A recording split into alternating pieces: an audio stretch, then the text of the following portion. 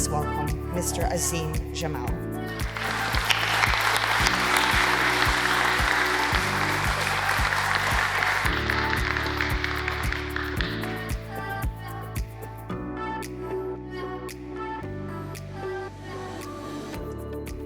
We have in this room today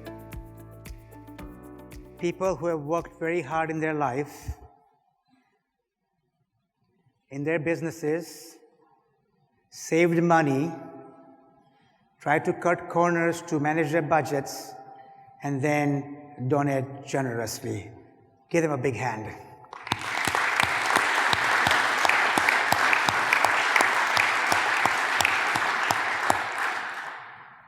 We also have in this room people who have volunteered their time and some their knowledge well beyond the call of duty.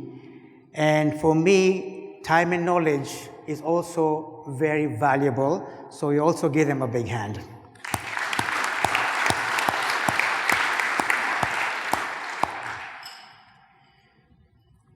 Hafiz is a Sufi poet. One day he remarked, "Even after all this time, the sun doesn't tell the earth, 'You owe me.' With a love like that, you light the whole sky." My friends, you are lighting the community of Langley with your generous donations and with your generous time and knowledge. Today, I want to focus just on 3 points, which basically illustrate that giving enriches us all. The first point is about no receiver, no giver. The second point is about you don't have to be rich to give. Rather, when you give, you become richer. And the third point I want to give is when you start to give, whether it's your money, your time, your knowledge, you get the wheels in motion to start the universe work towards your success and your growth. So let's start with the first point. No receiver, no giver. Some years back, I was doing a talk in Hyderabad in India. My talk was with a group of YPO, Young Presidents Organization. And my talk was on the subject of synergy between business, balance, and beyond. But I have a habit, no matter what my subject is, I must bring in giving somewhere. And this was no exception. So after my talk, I have this big, tall guy, his name is Yogesh Dixit, comes to me and says, "Azim, can I share a story with you?" I said, "Sure." So he tells me many years ago, he was a chairman of a roundtable club. And they raised a big amount of money for charity. And his job was to take this big check, phenomenal check, and give it to Mother Teresa when she was alive. So he took this big check, a phenomenal check, and gave it to Mother Teresa. And Mother Teresa looked at the check, and of course her eyes twinkled, and she was very happy, and she prayed for him, and she wished his team good luck, and appreciated all the hard work they had done. And then she paused. And as you know, Mother Teresa was a petite, small lady, and this guy is a big, tall guy. So she went on her toes, reached on his shoulder, looked him in his eye, and said to him, "But you must never forget to thank the people who allow you to serve them." See, I raised all this money, my team raised the money, we worked hard, and we have to thank the people who we are giving the money to? He said, I was confused. He said, for many years I was grappling with that statement. But today, when you talked about that people who have never experienced the beauty and the bounty and the potency of giving don't know what they're missing. It dawned unto me that if I had so much to give and nobody to receive, who would I give it to? This is what Mother Teresa was telling me. Think about people like Warren Buffett and Bill Gates, who you, by the way, are partnering in a way of your giving. It's relative. Warren Buffett is giving $36.6 billion from his estate to Bill Gates and Melinda Gates Foundation. Bill Gates and the Melinda Gates Foundation have given, both of them have given about $36 billion. But it's relative to what you have. But the point is, if they became so successful, made so much money, but there was nobody to give to, what will happen? My friends, every one of us, without exception, is born with a zero. We all come in this world naked, with nothing, zero, zip. Then from zero, we go 10 to 100 to 1,000 to 10,000 to 100,000 to million to 10 million to billion, and we die with a zero. So, if there's nothing to give to, if there's nothing to make a difference to, we need a receiver. And some of us who give a lot, sometimes we have a hard time receiving. But imagine, if you don't receive, then you deprive somebody else of giving.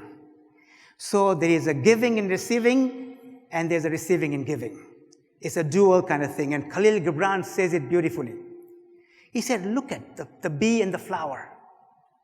The bee takes honey from the flower. The flower gives honey to the bee. For the bee, the flower is a fountain of life. For the flower, the bee is a messenger of love. And in the giving and receiving, they have a need and an ecstasy. If you look at nature, it's all about give and take. It's all about giving and receiving. If the sun gave light and nobody wanted to receive the light would be wasted. But the earth is waiting for the light. Bring it on. So we are living in a life where we come with zero, we die with zero, but when we are able and we are blessed, my friends, I'm 65 years old, even though I look 40. But recently, very recently, every morning I pray for 3 things.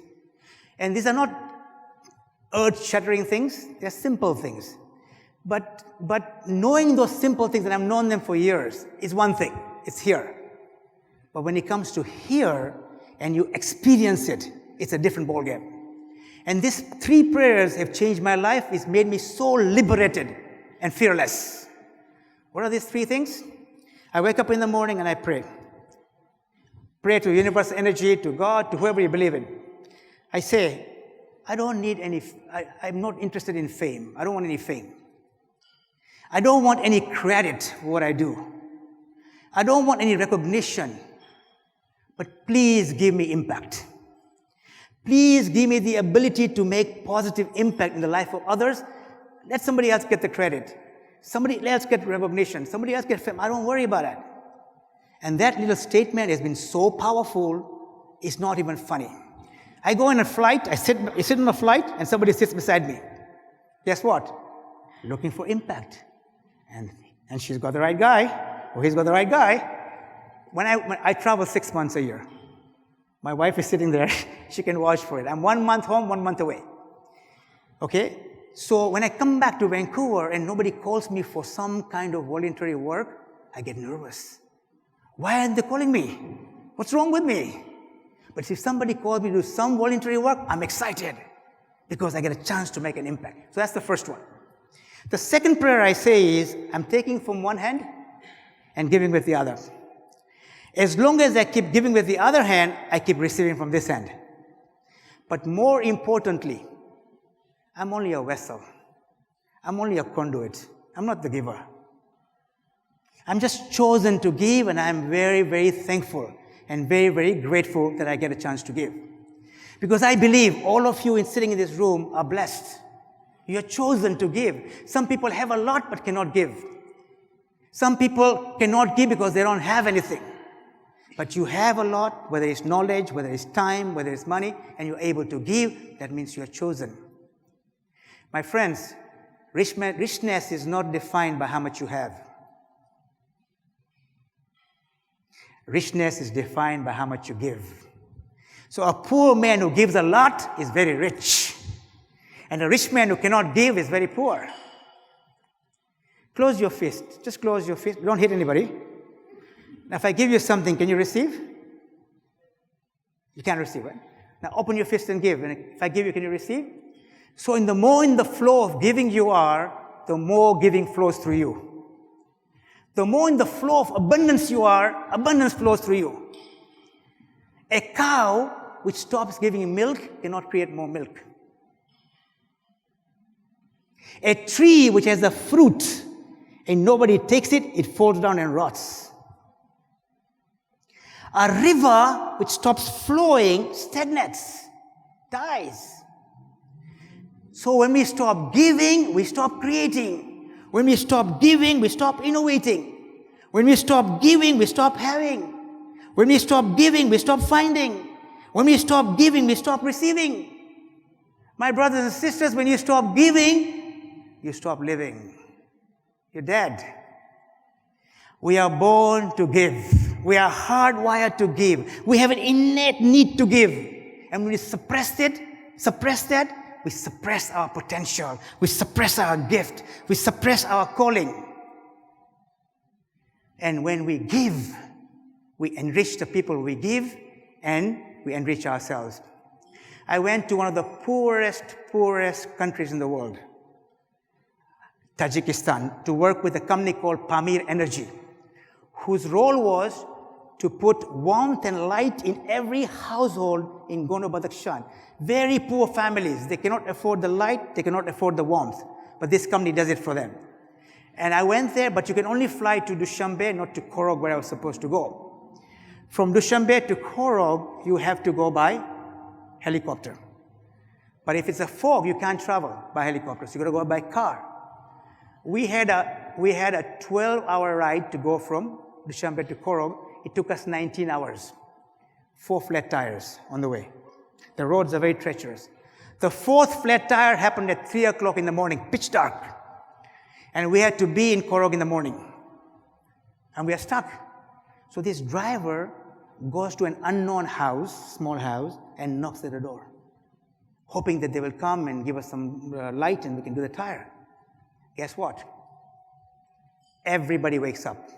Everybody in the house wakes up. They make tea, they make snacks, they did our tire. And with such joy and happiness and energy, it was mind-boggling. That how do people who are so poor want to do so much? You know, I realize why. I realize that people who are destitute, who are poor, who cannot do much, are always given. And World Bank and Swiss government and academia are helping them with the light and warmth. But when they get a chance to give, they feel important. They feel valuable. They feel I can make an impact. Their esteem goes up. So all of us in our service, we have to remember the best way to serve people is to make them the masters of their destiny. If you want to eliminate poverty, this is the only way to eliminate poverty. Nobody likes to have a handout. People like a hand up, not handout.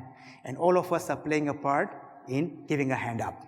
So as we give, we enrich others and we enrich ourselves. So you don't have to be rich to give. Rather, you become richer when you give. And my last point, the third point is, when you start to give, you get the wheels in motion. Sometimes it happens instantaneously. Sometimes it takes a long time to happen. Sometimes you get a reward which is tangible, and sometimes you get a reward which is intangible. So let me share this story with you. I used to have 3 professional accounting degrees. Hard to believe, right? Accountant, me? You must be kidding. I did my ACCA in England, my Charter of Financial Planning degree, and my CPA. But 22 years ago in October 10th, I was called to do some voluntary work with some refugees to do budgeting as an accountant. With my family's support, I went there for 6 weeks, and I was doing budgeting. But one experience changed my life. I went to a small hut of 14 refugees, asking them how much money they need to live on. I was there 20 minutes, and I got physically sick. Mosquitoes, kitchen, washroom, the stories you hear, how people saw their father die in front of them, how it was such heartbreaking. So I walked out of the hut. I was tired. I was sick. As I walk out of the hut, I see young kids and women standing there because they saw me in a suit. They thought I was important. And a small child with rosy cheeks, big eyes, and a smile on their face. And they're looking at me as if I'm going to help them. And I'm sick. I was there maybe 60 seconds, 1 minute. But for me, it was like eternity. That 60 seconds like eternity. Guess what? I walked away like a coward. I walked away like a coward because I didn't know what to do. My cab was waiting for me. I went inside the cab, and I went to Marriott Hotel, 25 minutes ride. It was a hot, hot, hot day. But I was shivering, and I was sweating. And I sobbed like a baby. I sobbed like a baby. I was 43 years old then. The 25 minutes in the cab ride was a defining moment in my life. My soul was shaken. I got to the lobby of the hotel. My colleague saw me. I'd wiped up my tears. The first thing he says, Azim, what's wrong? I don't want to talk to him. I'll go to my room, put a pillow on my face, and cry some more. But he's a hardcore businessman. He's probing. I got to tell him something to get him off my back. So I told him, if I had to die for a cause, I would die for a cause helping people like that. I went in my room, I had a sleepless night. First of all, if I died, nothing. How did I help them? Nothing. Secondly, in my 43 years, I had never found a cause. I had never found a cause that I would die for. And guess what? The irony was, when I found a cause that I would die for, my life began. I was dead before that. I had 3 degrees, I had a reasonable salary. I was dead. There was no fire, there was no burning desire, there was no passion. But that incident created passion in me. I created a big vision that I will write about giving, I will talk about giving, I will create impact. I came home.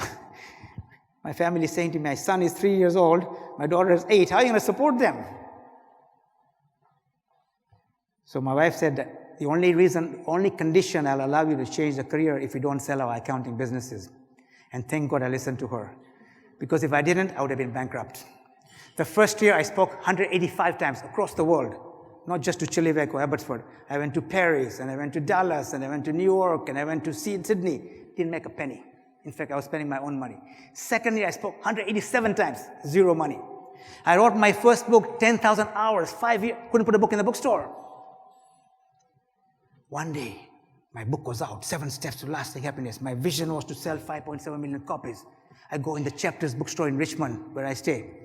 The best-selling author coming to watch his book for his book. You don't go and ask for your own book, right? Looks pathetic, right? So I go in the computer. I put 7 because my book is called 7 Steps to Lasting Happiness. The computer says there are 70 books on 7. I'm going through each one up and down and up, sideways, this way. I can't find my book. So I put happiness. 70 books on happiness. I go up and down and up, sideways, this way. I can't find my book. I said, what kind of bookstore is this? And I put my name, Azim Jamal, Azim, J-A-M-A. Then I stop. I don't put L. I look back. Anybody watching? Nobody watching because everything is negative. So nobody's watching, so I put L. And the computer says, author. I said, yes, finally. Author, unknown. I was depressed. I gave every inch, every ounce, every passion. I can't put a book in the bookstore. How am I going to help the refugees? I'm walking away depressed. As I'm walking away from the computer, from few thousand books, there's one book staring at me like a light, like a beacon. I said, what's your problem? Do you know how many books I read? And the last thing I want to do is read a book. Look at my life. I'm a mess. So I'm walking away. I come to the door of the bookstore, and I have 3 choices. I go to my car, I go to the bathroom, or I go to the book. And my late colleague, Dr. Stephen Covey, says, this is called the moment of integrity.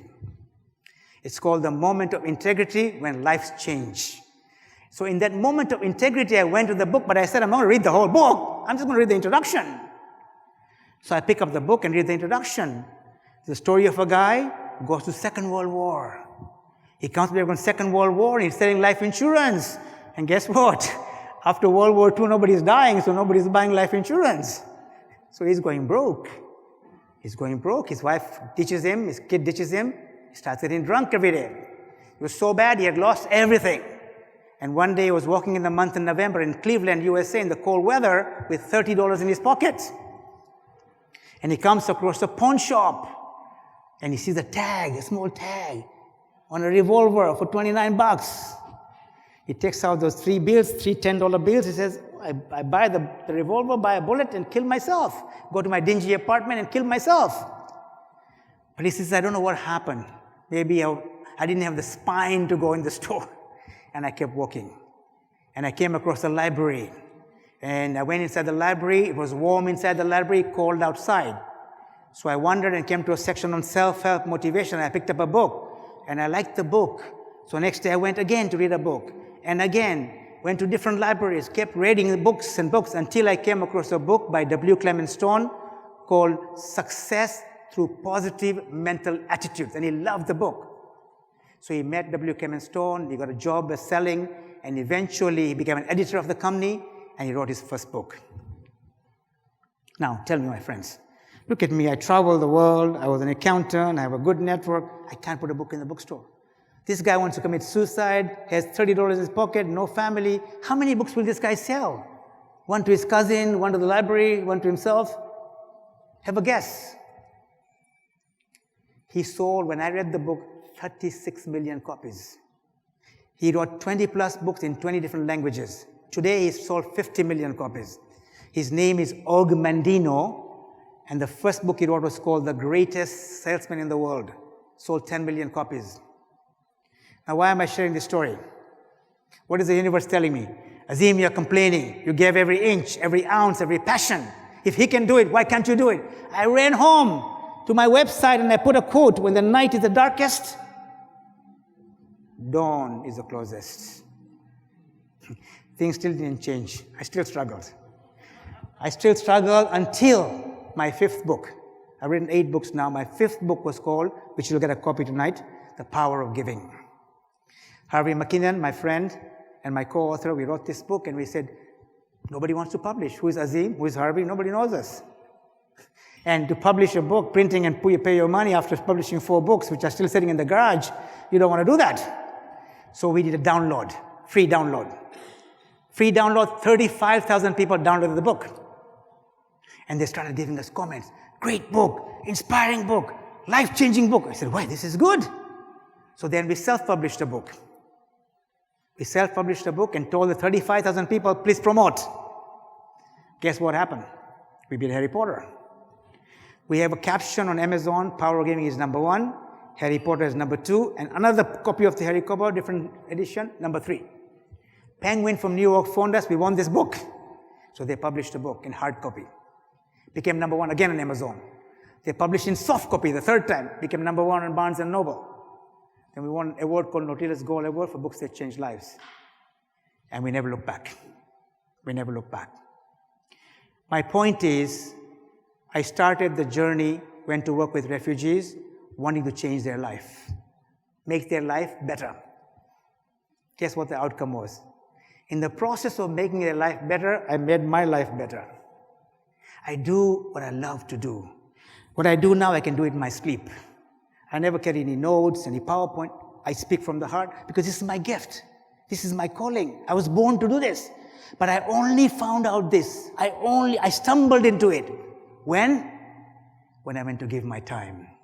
When I went to volunteer my time to try and make other people's life better. So whenever you do good, how small or big it is, universe keeps track. We accountants cannot keep track, but the universe keeps track. And universe never keeps a debt. Sooner or later, it multiplies. Tangibly and intangibly. And you know the biggest gift you will get? Is happiness. I meet so many rich people. I work with some of the richest people in the world. I coached them. and you're not happy. Because the best way to get happiness is to give happiness. Happiness is like a shadow. The more you walk up, the more you want to for yourself, it will elude you. The more you walk away from it and give it to others, it follows you. So when we make others happy, we make ourselves happy. So in conclusion, I made 3 points. No receiver, no giver. We need the receivers. Otherwise, our life will miss out the joy and the beauty and the bounty of giving, and we all have a need to give. Secondly, we don't have to be very rich to give. Rather, when you give, you become richer. If you are rich and you cannot give, you're very poor. If you're poor and you give a lot, you're very rich. And finally, whenever you put a seed of giving, you're reaping the fruits sooner or later. But never, never, never. Sooner or later, you're going to reap the rewards. So once again, all of you who have given money, who have given time, who have given knowledge, kudos to you. And by your giving, as Hafiz says, the sun never says to the earth, you owe me. And with a love like that, you light up the sky. All of you, without exception, you're lighting the community of Langley. Thank you. Thank you. Thank you. Thank you.